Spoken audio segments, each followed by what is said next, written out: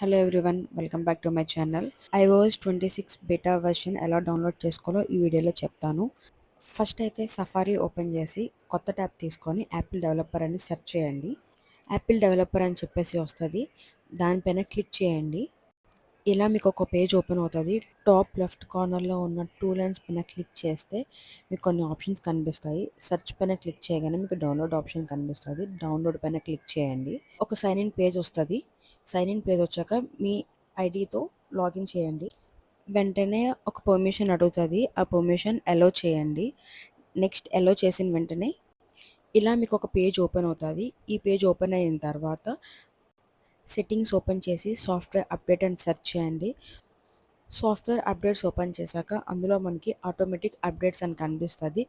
దాని కిందనే మనకి బీటా అప్డేట్స్ అని చూపిస్తుంది. అది ఓపెన్ చేసుకొని iOS 26 డెవలపర్ బీటా పైన క్లిక్ చేసి బ్యాక్ వచ్చేస్తే మనకి ఇలా అప్డేట్ నౌ అని చూపిస్తుంది. అప్డేట్ చేసుకుంటే మన ఫోన్లో iOS 26 అప్డేట్ అవుతుంది. Thank you.